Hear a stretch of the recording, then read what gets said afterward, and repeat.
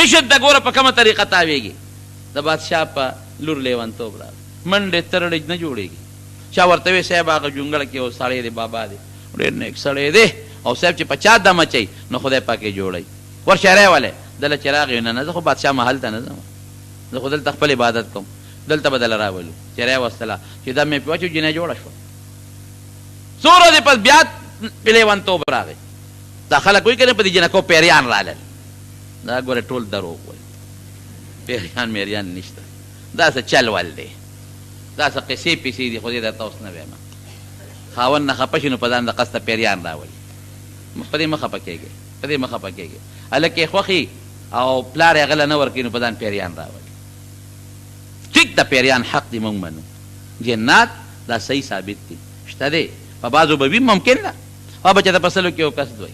دا نور ټول فردي قصې دي. ګوره دا دغه شیطاني چالونه دي، د شیطان هغه سکیم او سازش دی. اوس به ته وایې چې دا پیریان یا دا جینۍ لیونۍ شوه او دا څنګه په دې دم باندې جوړه شوه. نو را به شو د دواړو جهانو مبارک سردار نبی کریم صلی الله علیه وسلم فرمایي وی کله کله شیطان ورشي په یو انسان کې ورننوځي، نو هغه کې څه بیماري پیدا کړي، نو بیا ورته په زړه کې وسوسه اچوي وی فلانکي بوت له لاړ شه، فلانکي زیارت ته لاړ شه نو ټیک به شي. نو چې دی هغه بوت ته لاړ شي یا هغه زیارت ته لاړ شي نو شیطان تیوځي. وګوره وی ټیک شم که نه.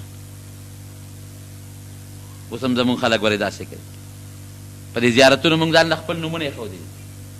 دا تبې والا بابا دی تبه جوړوي، دا ټوخي والا سپیشلیست دی ټوخې جوړوي، او دا سرخوږي والا سپیشلیست دی سرخوږې جوړوي، او دا ګردو والا سپیشلیست دی ګردې جوړوي. الله اکبر.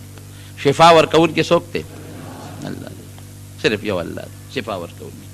دا بابا نیک سړی چې د ګردو بیمار به شو دی بچالته. دا کم بابا چې قبر کې وفات ته ورته سر دم اچي یو سر دل ورسره ښه کېږي چې ده باندې به سرخوږي راغی چاله به ته الله له به ته کوه نه.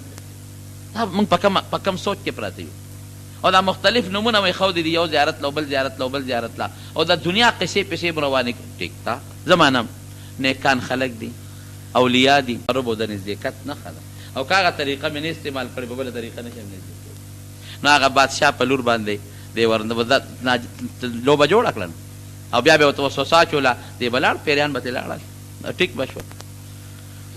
بادشاه ته چې تا علاقې ته جهاد ده، اوس چې جهاد لذي فوج م بوځي دې جنۍ سره څه وکړم؟ هسې نه بیا چې زه لاړ شم هغه دوره پرې رانه شي، دې سره به څه وکړم؟ مش اوس شیطان دې وسوسې خو ورته اچوي، وی صاحب داسې وکړه چې همدغه برسیسا سره یې دېره کړه، بس هغه به حفاظت هم کوي، نیک سړی دی، او بله پکې دا فایده ده که دوره پرې راځي د نږدې نه او پې دم هم اچوي. برسیسا لی راوست، هغه وی داسې ده چې ته کوم پردی جینۍ به زه ځان سره دیره، دا ګناه را باندې کوي، زه ګناه نه کوم. وی داسې خوا کې کور به جوړ کړو، دا جینۍ به هغې کې دیره، خو که دوره پرې راځي مهرباني وکړه غوندې ورځه او دم پې اچوه، او زه پلانکې علاقې ته ځم. زه ډېره ښه ده، هغه قصه اوږده ده لږه، وخت هم کم دی او لږه تفصیلي ده، خو دې بالاختصار درته وایم. دې ته نوبت ورسېد چې هغه جینۍ باندې به د دم اچو، ابه وله راتله، دې ته نوبت ورسېد چې دا هغه جینۍ سره ګناه وکړه. دی هغه ته خشته که هغه دته په ذهن کې خشته که شیطان دی ګناه یې پرې وکړه، چې ګناه یې وکړله هغې امید پیدا شو. اوس به څه کېږي؟ اوس خو که بادشاه راغی وبه چې دا دې څه چل کړی دی، جینۍ یې مړه کړه او ښخ یې کړه یو ځای کې.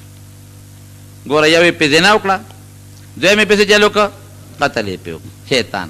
چې بادشاه راغی او تب معلومات یې وکړل جینۍ څه شوه، ده نه تپوس وکړو جینۍ زه خو نه یم خبر چې لیونتوبه سر به راغلي تښتېدلې به چېرته هېڅ پته نه لګي. درې شهزادګانو د باچا درې زامن دي، درې واړو په یو شپه خوب ولید. دې خو خوبونه هم سړي ته ورچوي که نه. یو زوی ته شیطان په خوب کې وایي چې ورشه وګوره هغه پلانکي ځای کې هغه یې وجلې ده او ښخه کړې ده. بل تم درې واړه چې سار پاڅېدل، درې واړو یو شان خوبونه لیدلي وو. بادشاه ته بابا ما خو داسې خوب ولید، ابولي ما خو هم داسې ولید، ابولي ما خو هم داسې ولید. یارې واقعي چې د دې برسیسا دا لوبه نه کړې چې کم ځای ښولی و، درې واړو د شیطان چې لاړ ځای وکړه نو پکې لورې راووته، مړه وه، حلاله شوې وه، مړه پکې راووته. اوهو دې یې ګرفتار کړ او په سولی یې کړ، بری او خېجو د دار سر ته او سولی یې کړ. اقه شیطان وله په خپل شکل راغی. ملګري څه دي؟ وی خدای دې تباه کړه، دم دې راته خولی و غرق دې کړمه. دغه دم په ذریعه د تباه او برباد کړم. 2 ګونه وشو پانسي کېږم. اوهو زه څه خبروم په وخت به راغلی نو ما به زه اوس دې بچ کوم ماله چې الله ځي داسې به بچ کړم چې بس وی څنګه مې بچ کې وی دا سر دې ما ته راښکته کړه.